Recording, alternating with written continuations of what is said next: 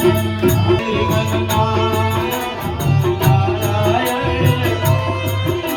हमारे ठाकुर सरकार का उस कारागृह में प्रादुर्भाव होता है, जन्म होता है। बोल ठाकुर सरकार की, कन्हैया लाल की, कन्हैया लाल की।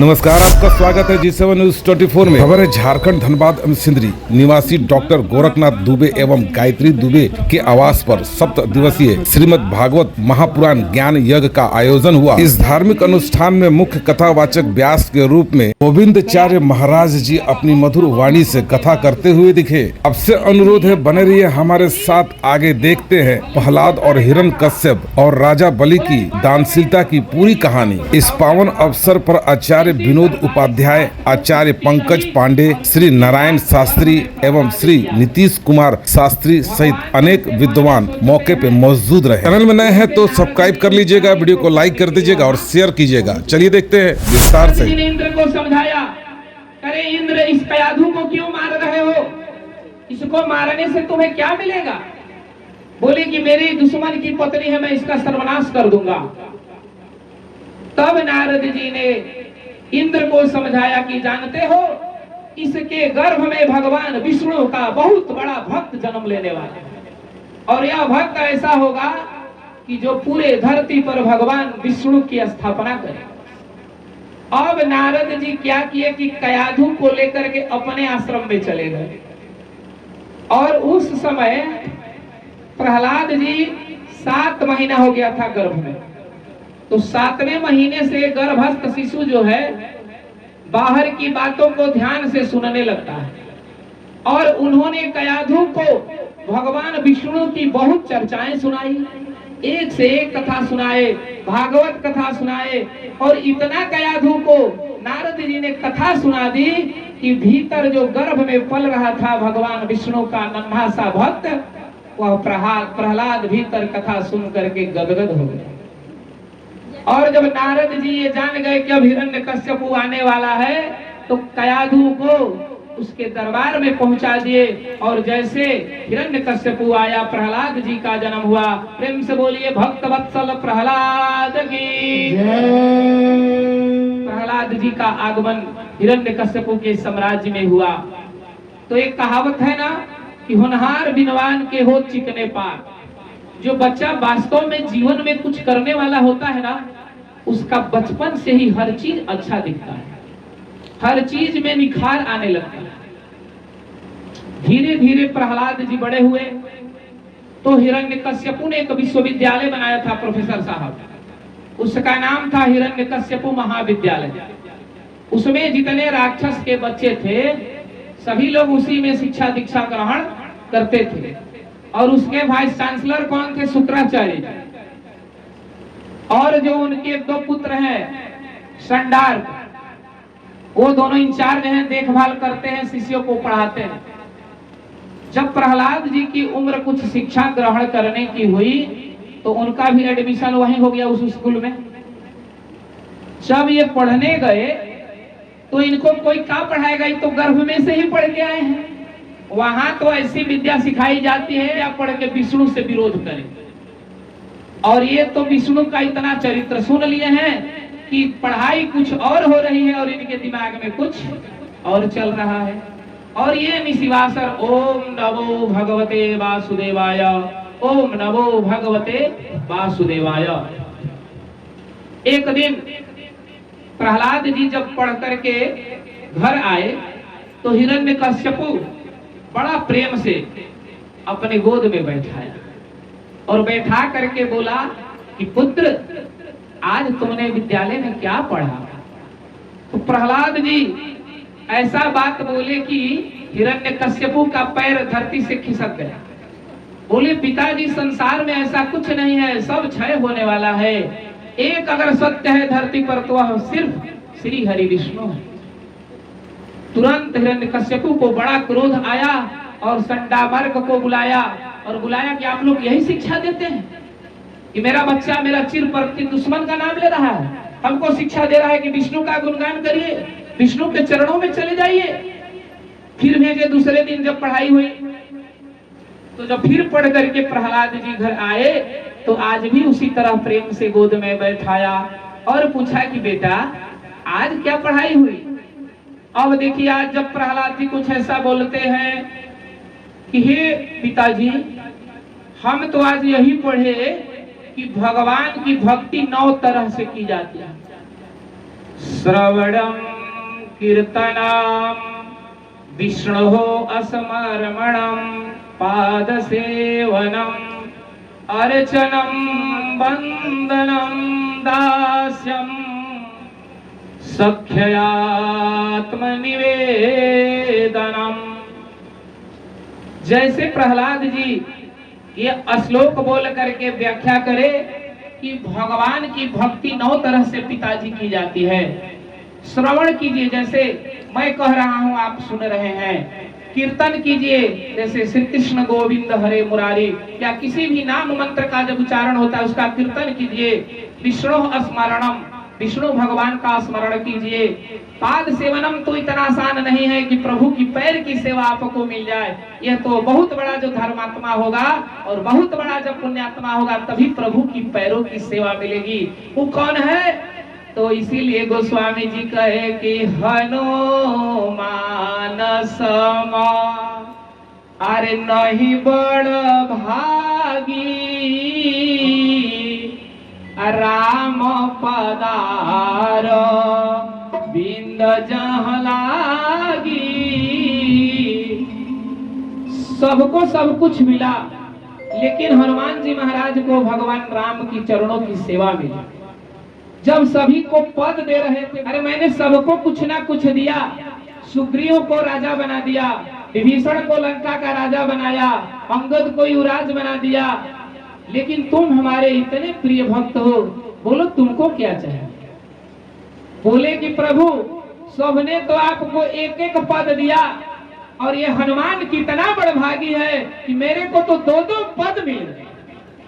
अरे आपके 2 पद मिल गए, माता जानकी का 2 पद मिल गया, तो मेरे से बड़ा इस धरती पर कौन भाग्यशाली होगा? तो पाद सेवनम यह बहुत दुर्लभ है। हम सबको हनुमान जी जैसी भक्ति करना होगा। 24 आवर्स जो है भगवान की सेवा में लगे रहना होगा। अर्चनम, जो आप घर में पूजा चढ़ाते हैं, करते हैं, चंदन लगाते हैं, फूल चढ़ाते हैं। वंदनम, बंधन कीजिए। दास्यम, अपने आप को भगवान का दास मान लीजिए, नौकर मान लीजिए, और भगवान को अपना स्वामी मान लीजिए। ये भी एक प्रकार की भक्ति है। सख्य, सखा मान लीजिए, जैसे कृष्ण ने कहा कि आप मेरे सखा हो। और आत्मनिवेदनम, जितना भी सब कुछ है वह सब परमात्मा को अर्पित कर दीजिए। जब यह बात प्रहलाद ने अपने पिता हिरण्यकश्यपु को समझाया तो हिरण्यकश्यपु जो है बहुत क्रोध में आ गया, और क्रोध में आकर के बोला सैनिकों से कि इसको तत्काल वध कर दो, यह मेरा पुत्र कहलाने लायक नहीं है। अरे मैं जिसका इतना बड़ा विरोधी हूं, दुश्मन हूं, और उसी का यह दिन भर गुणानुवाद करता है। और जानते हैं भगवान का यही प्रोग्राम अच्छा लगता है।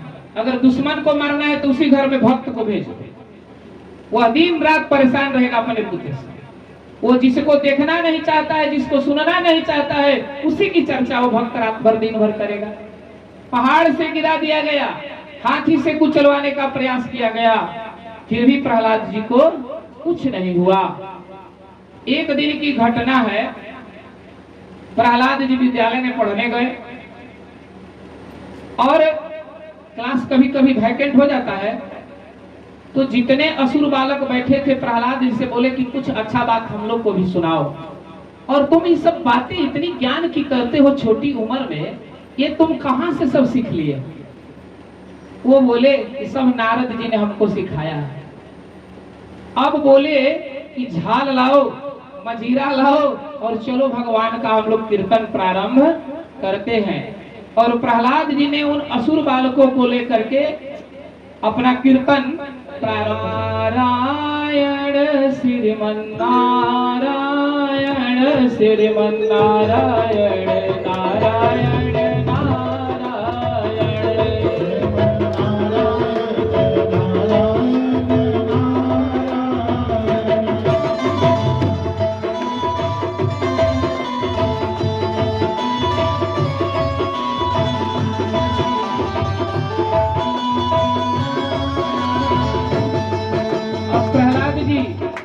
एक भजन जोड़ दिए उन बालकों के मध्य, ऐसे ना भूलूं मैं तुझको हे दाता दयालु, ना भूलूं मैं तुझको हे दाता दयालु, ना भूलूं मैं तुझको हे दाता दयालु, ना भूलूं मैं तुझको हे नारायण श्रीमन नारायण, श्रीमन नारायण, श्रीमन नारायण, नारायण नारायण, नारायण श्रीमन नारायण, श्रीमन नारायण, नारायण श्रीमन नारायण, श्रीमन नारायण, नारायण। तब तक से गुरु जी के कान में आवाज, असुर महाविद्यालय में इस तरह का कीर्तन हो रहा है, जल्दी 5-10 सिपाही को भेजे, कह रहे जा करके कीर्तन बंद कराओ, नहीं तो सबकी नौकरी चली जाएगी, सब सस्पेंड हो जाएंगे। जैसे सिपाही को भेजे और प्रहलाद जी महाराज ऐसे झांझ बजा रहे थे, जैसे वो सिपाही पहुंचा और प्रहलाद जी को टच किया, वो भी नाचने लगे। लो अब वो क्या कहने लगे, ये कैसा है जादू समझ में न आए, कैसा है जादू समझ में न आए, ये कैसा है जादू समझ में न आया, ये कैसा है जादू समझ में न आया, तेरे प्यार में हमको जीना सिखाया, तेरे प्यार में हमको जीना सिखाया, तेरे प्यार में हमको जीना सिखाया।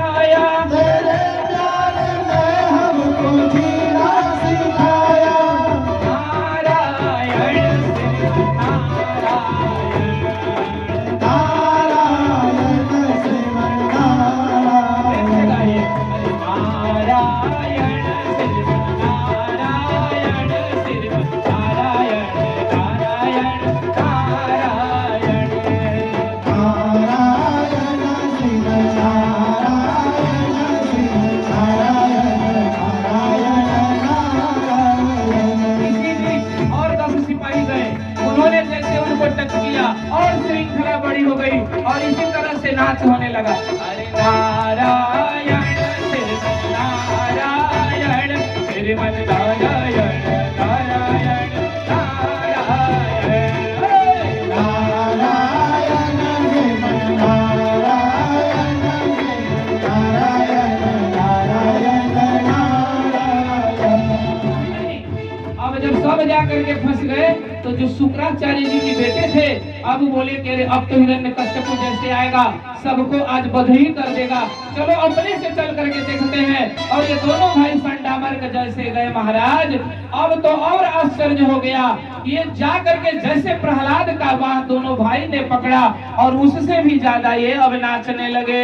और ये क्या कह रहे हैं, तुम्हें देखने को ये आंखें तरसती, तुम्हें देखने को ये आंखें तरसती, तुम्हें देखने को ये आंखें तरसती, तुम्हें देखने को ये आंखें तरसती।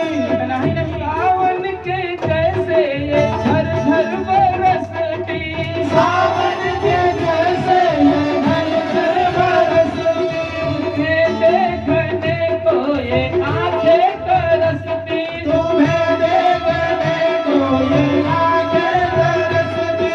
सावन के जैसे ये झरझर बरसती। सावन के जैसे ये झरझर बरसती। इसलिए नारायण श्रीमन नारायण नारायण श्रीमन नारायण बोलो नारायण श्रीमन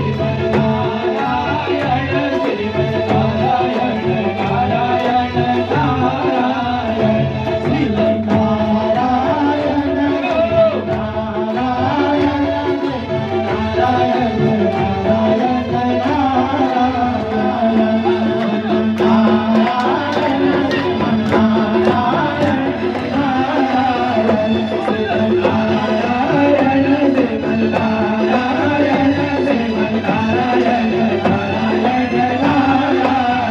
श्रीमन नारायण नारायण नारायण श्रीमन नारायण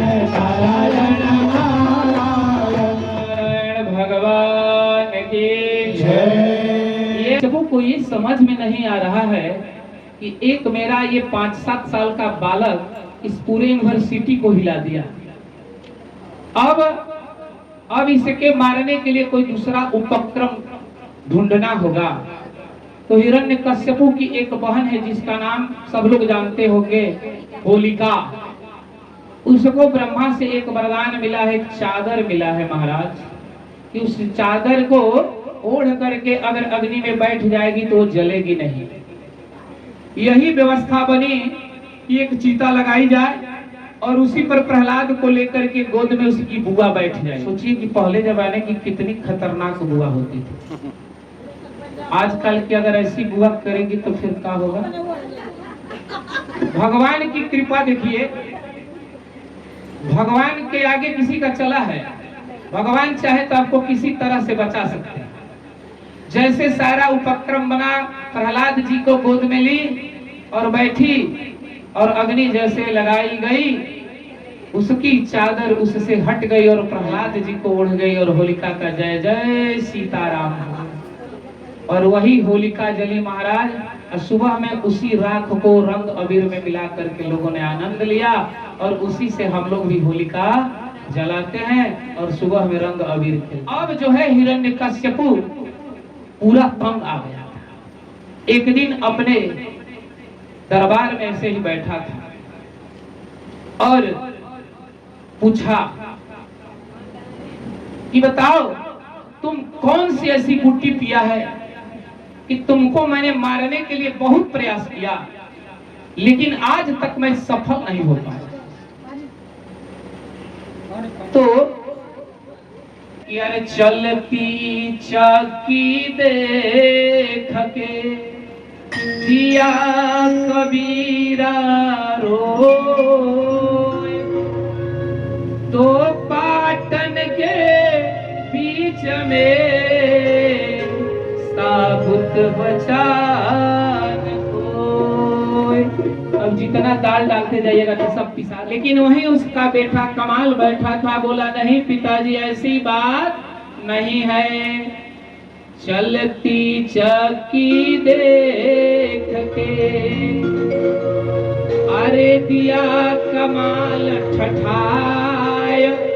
वह हंस रहा है और कबीरदास रो रो के कह रहे थे, चलती चक्की देख के अरे दिया कमाल ठठाए, अकील सहारे जो रहा साबुत सो बच जाए। अब तो जात का प्रथा ही खत्म हो गया, लेकिन हमको बचपन में याद है जब माँ जात चलाती थी तो बीच में एक लकड़ी का ऐसे कील होता था, जो डगर डगर के उस कील में महाराज चला जाता था वो पिसाता नहीं था। आज प्रहलाद वही बात कहता है, पिताजी मैंने उस कील को पकड़ लिया है, आप जितना हो जात चला लो, चक्की चला लो, लेकिन यह प्रहलाद पीसने वाला नहीं है। अब क्रोध में भर करके बोलता है कि तू रोज विष्णु का नाम लेता है, तो बता तेरा विष्णु कहाँ है, बोल विष्णु कहाँ है तुम्हारा। इतना सुंदर बात कहता है प्रहलाद, न केवलम में भवताश राजन सवै बलम बलिना चा परेशाम परे वरे में स्थिर जंगमामा जे ब्रह्मादयो ये नवसम प्रणीता। बोले कि पिताजी धरती का ऐसा कौन स्थान है जहां भगवान नहीं है, ऐसा ऐसा कोई भी हमको जगह बता दीजिए कि जहां भगवान नहीं है। तो सामने एक बहुत बड़ा खंभा था, क्रोध में आकर के हिरण्यकश्यप ने उस पिलर को दिखाते हुए बोला कि क्या इस खंभे में तेरा भगवान है। तो आज ये प्रहलाद का विश्वास बोल रहा है कि हाँ पिताजी है तो है। जैसे गदा उठा करके हिरण्यकश्यप उस खंभे पर प्रहार करने ही वाला था कि तुरंत बहुत घोर गर्जना हुई और उसमें से नरसिंह भगवान प्रकट हो गए। बोल नरसिंह भगवान की जैसे नरसिंह भगवान प्रकट हुए तो समझिए रहे नरसिंह, नर भी है और ये पूरा ऊपर का स्ट्रक्चर जो है सिंह का है। और जितने भी अवतार हुए महाराज सब शांत स्वरूप हैं, लेकिन आज जब नरसिंह ने अवतार लिया तो जो इतनी गर्जना की और हिरण्यकश्यप को जोर से पकड़ लिया, और पकड़ने के बाद बहुत देर तक युद्ध हुआ। चूंकि भगवान नरसिंह जानते थे कि यह ब्रह्मा से बहुत विचित्र वर पाया है, यह ऐसा वर पाया है कि न मैं दिन में मरूं न रात में, न बाहर न भीतर न ऊपर न नीचे, न मनुष्य से न जीव से। यह तो ब्रह्मा से कह रहा था कि हमको अमर का वरदान दे दीजिए। तो ब्रह्मा जी बोले कि देखो भाई, हमारी सृष्टि में जब हम अमर नहीं हैं तो हम तुमको अमर का क्या वरदान दे दें। तो ऐसा वर मांगा था हिरण्यकश्यप। भगवान युद्ध करते करते उस समय को लाए। वह समय कौन था? तो वही गोधूली का समय। सूर्य भगवान अस्त होते हैं और अंधेरा होने के बीच का जो इंटरवल टाइम है वह न दिन होता है मित्रों, न रात होती है। और उसको कस के पकड़े और घर का जो चौकट होता है वह न बाहर होता है न भीतर होता है। यह मांगा था कि न अस्त्र से मरेंगे न शस्त्र से मरेंगे। तो बाघ का समझिए रहे कि नाखून कितना बड़ा होता है। गोद में नरसिंह भगवान हिरण्यकश्यपु को बैठाए और नाखूनों से उसके पूरे पेट को फाड़ करके पूरे अतड़ी निकाली।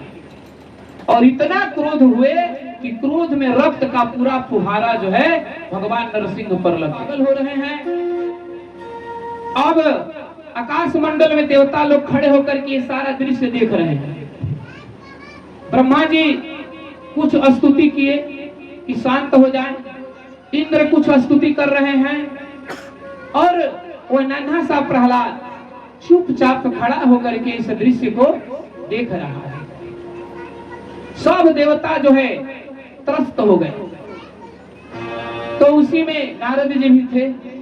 तो नारद जी बोले कि सुना है कि जब बहुत ज्यादा पति क्रोध में हो जाए तो पत्नी को थोड़ा आगे कर देना चाहिए, तो हो सकता है कि कुछ क्रोध का वोल्टेज डाउन हो जाए।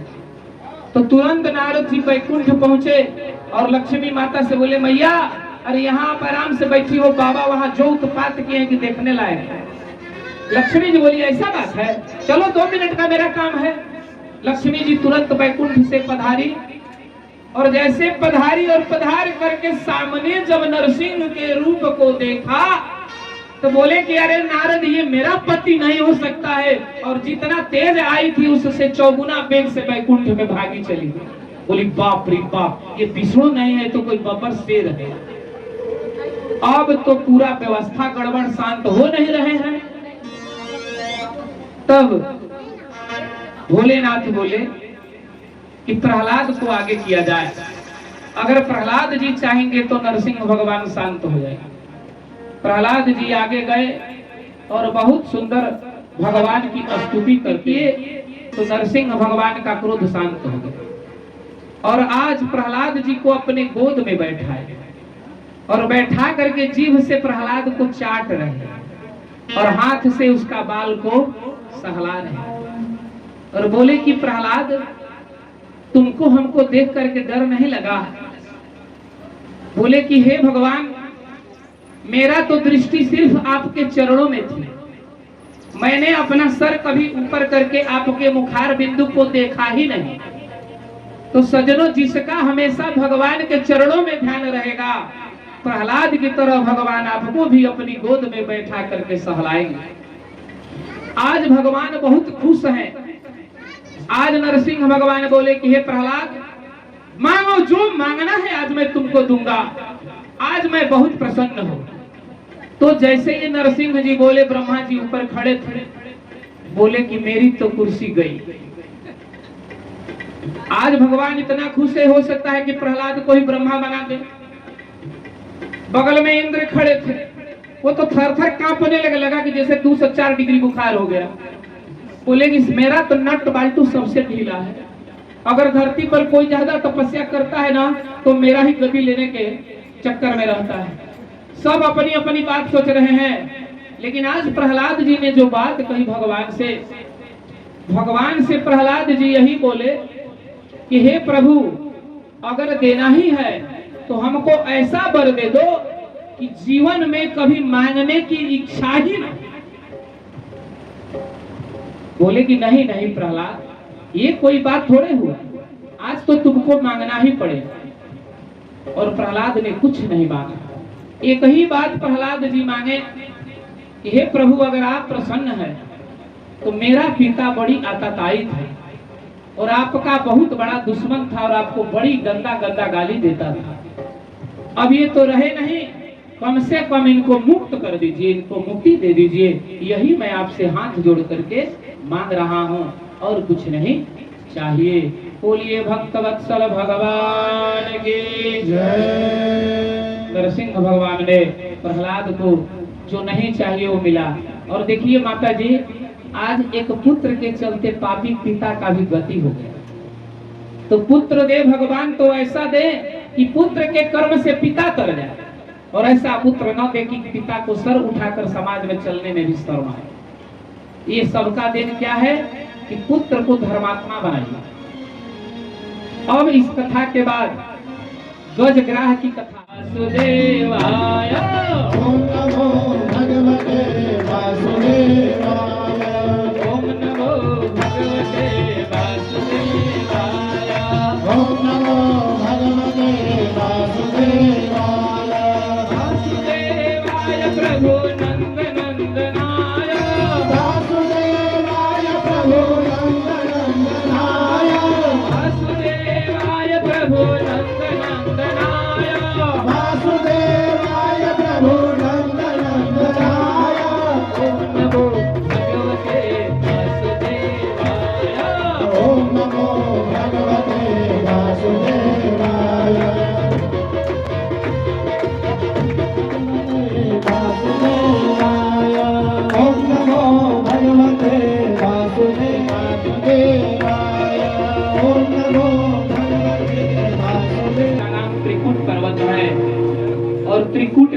होता है जो 3 प्रकार के शिखर से घिरा हो, त्रिकुट पर्वत के नीचे। अपने पूरे परिवार के साथ उसको इच्छा हुई कि चल करके सरोवर में आज स्नान किया जाए।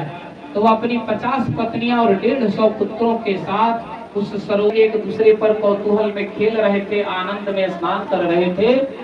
तभी अचानक एक ग्राह ने गज के पैर को पकड़ लिया और गज के पास भी 10,000 हाथी का बल है। उसने पूरा अपना बल लगाया खींचो, लेकिन ग्राह जो है जल का जीव है, तो बोलता है ना कि अपना दरवाजे ने अपने पत्नियों से कहा कि देखो मेरे पैर को लगता है कोई जलीय जंतु ने पकड़ लिया है, थोड़ा मेरा मदद करो। तो 50 पत्नियां और 150 पुत्र लगे गजेंद्र को निकालने में, लेकिन महाराज 1 महीना तक प्रयास किया, लेकिन वह उसको निकाल नहीं सके। तो जब नहीं निकाल सके तो पहले तो 150 पुत्रों ने मुंह मोड़ करके चल दिया, लेकिन पत्नियों को पति में कुछ विशेष ममता थी, तो वो और 10-20 दिन संघर्ष किया। और उन्होंने भी जब देखा कि मेरा पति जल से निकलने वाला नहीं है, तो उन्होंने भी मुंह घुमा करके घर को चला गया। इससे क्या जीवन में आपको शिक्षा मिलती है कि आप जब तक अच्छे हो, आपके बाल बच्चे, आपकी पत्नी, आपका पूरा परिवार आपके लिए ठीक है, लेकिन जिस दिन आप संकट में पड़ जाओगे सब मुंह फिरा लेगा। इसीलिए हम लोग कहते हैं कि नारायण से मन को जोड़ो, पुत्र से पत्नी, बेटा बेटी से मोह मन को मत जोड़ो। 1000 वर्ष तक गज और ग्राह में आप कभी गज मजबूत होता तो कभी ग्राह खींचता। आज तो खींचते खींचते नहीं बचेगा। और इन्होंने एक प्रार्थना की जिसमें यह किसी देवता का नाम नहीं लिया। ऊपर ब्रह्मा जी खड़े होकर के सोच रहे हैं मेरा तो नाम नहीं ले रहा, हम काहे के जाए। दुर्गा जी खड़ी है, बोल रही कि मेरा भी एक बार नाम ले लेता, काली दुर्गा चंडी कुछ भी कहता, मैं चली जाती बचा लेती। शंकर जी खड़े थे बगल में, बोले अरे कुछ नहीं आता है, बोलता भोले भंडारी अरे बोल जल्दी मैं आ जाता। ये लोग भी गजब के देवता है, माने इनको बुलाइए तब आएंगे। इसीलिए जीवन में एक इष्ट होना चाहिए कि अगर दुख भी पड़े तो हम उसी को बुलाएंगे तो जल्दी चला आएगा। अब गजेंद्र जो है नीचे जल में जा रहा है, अब उसको कुछ जब समझ में नहीं आया और इतना ही सूढ़ बच गया था उसका, तो तुरंत उन्होंने कहा कि हे गोविंद राखो शरण, अब तो जीवन हारे। जैसे इसने ये बात कहा, तुरंत भगवान गोविंद ने गरुड़ को कहा कि जल्दी उड़। तो अब देखिए इधर क्या तमाशा हुआ, जैसे विष्णु ने गरुड़ को कहा उड़, तो गरुड़ के मन में अभिमान ये हो गया कि मेरे बिना इनका काम चलता नहीं है, अगर मैं नहीं जाऊं तो ये कहीं नहीं जाते हैं। ये तीनों त्रिलोक के मालिक को मैं अपने पीठ पर बैठा करके ढोता हूँ। भगवान बोले कि ठीक है चलो जल्दी चलो, और उन्होंने अपने शरीर की मात्र एक छोटी अंगुली गरुड़ के पीठ पर ऐसे रखी और बोले कि चलो गरुड़। गरुड़ फटफटाते रह गए, तीर्ण मात्र भी नहीं हिल सका। गरुड़ का घमंड भगवान ने चूर किया और सेकंडों में भगवान पहुंचते हैं गजेंद्र के पास और तुरंत चक्र का संधान करते हुए पहले ग्राह का वध किए और गजेंद्र को उबार लिए। बोलिए नंदनंदन भगवान की। भादों में बलराम जी का अवतार होता है, भादों में वामन भगवान का अवतार होता है, भादों में राधा रानी का अवतार होता है। और ये जो भागवत कथा परीक्षित जी महाराज सुन रहे हैं वो भी भादों का ही महीना इतना बड़ा है। जैसे मादा जब वामन भगवान प्रकट हुए, वामन क्यों कहते हैं, ये 52 अंगुल के हैं, 52। अब सोचिए कितना लंबे चौड़े होंगे। ये जब जन्म लिए तीनों ने सबको सब कुछ दिया, कोई आसन दिया, कोई कमंडल दिया, कोई छत्र दिया, छाता दिया, खड़ाऊ दिया। और इनके गुरु कौन है, तो बृहस्पति है। तो जब जनेऊ संस्कार होता है हमारे बच्चा, यज्ञ मंडप के तरफ जब वामन भगवान बढ़े और बलि ने जब वामन को देखा तो एक अलौकिक उसको शक्ति लगा कि जैसे कोई बड़ा महापुरुष आ रहा है। और ये हाथ में माला लिए थे और जप कर रहे थे। वो पूछ रहा है कि आप कौन ब्राह्मण हैं, कहाँ से आए हैं, देखने में तो बड़े तेजस्वी लगते हैं, आपको क्या चाहिए, जो मांगना है मांग लीजिए। यह राजा बलि का यज्ञ स्थल है। होता है ना कि राजा बलि से बड़ा कोई दानी नहीं था, और महाभारत में जाइए तो कर्ण से बड़ा कोई दानी नहीं था। और भगवान वामन चुपचाप अभी कुछ बोल नहीं रहे। बोले कि पहले तुम ही बोल लो जितना बोलना है, उसके बाद हम बोले। जब वो बहुत कुछ बोला कि कुछ मांग लीजिए, कहिए तो 2-4 एकड़ जमीन दे दूं, आश्रम बनवा दूं, 1-2 हजार गाय दे दूं, और यहाँ तक बोला कि अगर हे ब्राह्मण देवता शादी नहीं हुई है तो बोलो शादी करवा दो। जब सब कुछ बोल लिया तब वामन भगवान बोले कि देखो हम तो सन्यासी हैं, हमको क्या करना है इतना जगह जमीन लेकर के, हम गाय क्या करेंगे, हमारा तो काम छाता है, छाता लगा लेते हैं, कमंडल है इसे जल पी लेते हैं, और एक आसन इसको लगा करके बैठ जाते हैं, और जहाँ बारिश होती है तो छत्र को लगा लेते हैं। और उन्होंने बोला कि तुम कह रहे हो कि विवाह करा देंगे, तो बोले कि देखो कह तो ठीक रहे हो विवाह करा दोगे, लेकिन मैं तो अकेला हूँ, कहीं खा लेता हूँ, जब पत्नी आ जाएगी तो हम एक से कितने हो जाएंगे, 2 हो जाएंगे, तो फिर कहाँ से खाना मिलेगा। बोला महाराज मेरा भोजनालय चलता है ना, फ्री का भोजन चलेगा। बोले कि सुने हैं कि जब शादी विवाह होता है तो बाल बच्चे भी आते हैं लड्डू गोपाल। तो बोले हाँ, अब जब शादी होगा तो बाल बच्चा नहीं होगा। तो बोले कि 5-10 वो भी हो सकते हैं। बोला कि हाँ, तो फिर वो कहाँ पढ़ेंगे, इतना पढ़ाई सीबीएसई का महंगा हो गया है, कहाँ पढ़ेंगे, एक बच्चा को तो पढ़ा नहीं सकता है, कर 10-20 हो ही जाएंगे। बोला कि वो तो आपकी इच्छा के ऊपर है, 50-100 भी हो सकते हैं। बोले कि चलो तो ठीक है कि तुम पढ़ाई का व्यवस्था कर दोगे। अब ये बताओ, ये भी हम सुने हैं ना कि बच्चा होता है तो कोई 5 साल में 10 साल में मर भी जाता है। तो बोला कि हाँ ऐसा भी हो सकता है कि कोई मर भी सकता है। हम ये भी सुने हैं कि बच्चा मरता है तो उसके पिता रोते भी नहीं, तो रोना भी पड़ेगा। तो बोलेगा कि आपका बच्चा मरेगा तो क्या पड़ोसी रोएगा। तो बोले कि जब रोना ही पड़ेगा हे बलि, तो फिर शादी विवाह करने हम बाल ब्रह्मचारी ही रहेंगे। बहुत तरह की बात हुई। तो भगवान जो है उसको अपने गियर में ले रहे हैं। बोले कि देखो मैं इतना देर से खड़ा हूं, तुम भी कह रहे हो कि कुछ मांग लीजिए, कुछ मांग लीजिए, तो चलो ठीक ही है, अब तुम्हारी भी बात को हम कैसे नकार दें। चलो हमको ज्यादा नहीं, हमको 3 पग भूमि दे दो। और देखो हम सन्यासी ब्राह्मण आदमी हैं, बिना संकल्प कराए कुछ लेते नहीं, क्योंकि संकल्प जब आप कर दीजिएगा तो अगर नहीं दीजिएगा तो आप नरक में चले जाइए। इसलिए आप लोग जितना सुन लीजिए, पंडित जी से कभी संकल्प करा करके झूठ मत बोलिएगा कि बाबा आज ना काल आइएगा, काल नहीं परसों आइएगा, पहले विनोद बाबा घर का रास्ते बुला देंगे, बोले जा जजमान तोरा सही कल्याण हो जाए। जैसे बोले वामन भगवान की संकल्प करिए, तो उसी यज्ञशाला में उसके यज्ञाचार्य शुक्राचार्य जी बैठे। शुक्राचार्य जी सोचे कि ये छोटा सा बालक है लेकिन बड़ी बड़ी बात करता है, लगता है दाल में कुछ काला है। उन्होंने तुरंत ध्यान लगाया, और ध्यान जब लगाया तो देखा कि तो कोई 52 फीट का साधारण आदमी, 52 अंगुल का कोई साधारण आदमी नहीं है, यह तो साक्षात विष्णु है, और यह छल करने के लिए यहाँ ऐसे संकल्प करने के लिए जल बलि हाथ पर ले रहे थे, तो कमंडल की ठोड़ी में ही शुक्राचार्य प्रवेश करेंगे। अब तो पानी गिर नहीं रहा था। भगवान वामन बोले ये भाई गुरु को एक दृष्टि से सबको देखना चाहिए। गुरु ऐसा होता है जिसकी दृष्टि एक होनी चाहिए। तो बगल में ऐसे जो है कुशासन लिए थे, कुशा के आसन में से एक ठो निकाले और कमंडल में ऐसे मारे तो शुक्राचार्य जी का 1 वोल्ट गायब हो गया। जय सीताराम। शुक्राचार्य का एक आंख खत्म हो गया, और बोले कि तू संकल्प कराने से हमको रोकेगा।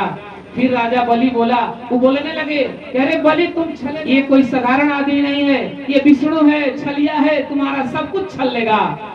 राजा बलि बोले कि ठीक है, अगर भगवान मेरे यहाँ मांगने आए हैं, आज मांगने वाला बन करके आए हैं, और मैं अगर भगवान को दे दूं तो इससे बड़ा क्या है। पूरा इतिहास जब तक धरती रहेगी तो कहेगा एक दिन भगवान भी बलि के पास मांगने गए। बोला कि कराइए संकल्प महाराज, हम 3 पग जमीन देंगे। और जैसे संकल्प पूर्ण हुआ, बोले कि जजमान अब माथा नीचे करके मेरे चरण में प्रणाम करो, और मैं 3 पग अपना जमीन नापता हूँ। एक जो है पाताल लोक में पैर गया, जैसे अभी माथा नीचे बलि कैले है, ऊपर एक इतना पैर बढ़ाते बढ़ाते बढ़ाते तीनों त्रिलोकी को पार करके ब्रह्मलोक में पैर पहुंचा। और जब ब्रह्मलोक में पैर पहुंचा तो ब्रह्मा जी ने देखा कि अरे भाई जिस पैर का दर्शन करने के लिए लोग तरसते हैं, आज वो पैर मेरे लोक में आ गया। तो उन्होंने जल से भगवान के पैरों को धो करके कमंडल में रख लिया और वही कमंडल का जल समय आने पर राजा भगीरथ ने गंगा के रूप पर आज हमारे मृतलोक में लाया। अब राजा बलि जब प्रणाम करके माथा ऊपर करता है तब उसको कुछ दिखिए नहीं रहा है, अब ऐसे कर रहा है तो देख रहा है कि एक ऊपर और एक नीचे। भगवान बोले कि क्या हुआ? बोला कि महाराज अभी ये 52 अंगुल का आदमी इतना बड़ा हो गया। ठीक में गुरुजी कह रहे थे कि अब कोई साधारण बच्चा नहीं है। फिर भी भगवान बोले कि मैंने तो 2 ही पैर मापा है, अब तीसरा पैर तो दो। तब तक से गरुड़ जी आकर के बलि को बंदी बना करके गिरा दिए। राजा बलि बड़ा सुंदर बात बोला कि महाराज ये बताइए कि जमीन बड़ा है कि जमीन का मालिक? तो बोले कि मालिक ही बड़ा होता है। तो बोला कभी मालिक तो जिंदा है, तीसरा पैर मेरे सर पर रख दीजिए। और वामन भगवान ने तीसरा पैर बलि के सर पर रख करके बलि को 3 पग का संकल्प पूरा कर दिया। और भगवान आज बहुत प्रसन्न हुए, बोले कि राजा बलि मैं आज बहुत प्रसन्न हूँ, अब मैं तुमको कहता हूँ कि तुम वर मांगो। अगर तुमको आज ये तीनों त्रिलोकी भी चाहिए या इससे भी अगर ऊपर कुछ चाहिए तो मैं तुमको दे दूंगा। बलि बोला कि नहीं सरकार, हमको कुछ नहीं चाहिए। बदले में भगवान ने उसको सूतल लोक दिया, सूतल लोक का राजा बनाए। और वह वरदान ऐसा मांगा, बोला कि उसके सूतल लोक के राज दरबार में 52 द्वार थे। बोला कि मैं जब कभी भी बाहर जाऊं और बाहर से भीतर आऊं तो दरवाजे पर आपका दर्शन करूं। भगवान बोले तब तो बड़ा का नौकर हमको बना दिया, अब तू कब निकलेगा, कब आएगा, किस दरवाजे से निकलेगा? अब ये तो बड़ा भारी संकट हो गया। भगवान इसी तरह 1 साल रहे। लक्ष्मी माता व्याकुल हो गई, रक्षाबंधन का दिन आया और आकर के राजा बलि को बोली कि देखो मेरा कोई भाई नहीं है, हमको राखी बांधना है। बोला अरे ठीक है बहन जी, मैं हूं ना, मेरे को राखी बांधो। क्योंकि देखिए पहले के राक्षस भी बहुत धर्मात्मा होते थे, सब पापी नहीं होते थे। और वही बंधन बांधी तो मंत्र पढ़ते हैं ना, जैन बद्धो बलि राजा दानवेंद्रो महाबलः तेन त्वाम प्रतिबध्नामि रक्षे माचल माचल। अब बदले में बोला कि देखो बहन को तो कुछ देना चाहिए, खाली हाथ राखी नहीं बनवाना चाहिए। तब लक्ष्मी जी बोली भैया कुछ देना है तो जो द्वारपाल बनाए उन्होंने को दे दो। तब वो भी समझ गया कि ये कोई साधारण आदमी नहीं, ये तो लक्ष्मी माँ है। बोला कि ठीक है बहन, आपने राखी बांधा है, मैं भगवान को मुक्त करता हूँ। और लक्ष्मी जी ने सूतल लोक से भगवान को मुक्त करा करके वैकुंठ ले गए। बोलिए वृंदावन बिहारी लाल की जय। कहाँ जाई नृपतव तनया हो में आए। हे राजा, मेरा तो कोई डुप्लीकेट है नहीं, मैं तुम पर प्रसन्न हूँ। मैं ही तुम्हारा पुत्र बन करके अनशन सहित लिंग अवतारा, मैं अपने पूरे शक्ति के साथ अवतार लूंगा। तब वही भगवान का 9वीं तिथि मधु मास पुनीता जगत के माला दीन दयाला कौशल्याधितकारी हर्षित महतारे मुनि मनहारे अद्भुत रूप विचारे लोचन अभिरामा अनुरग श्यामा विजयायुध भुज चारे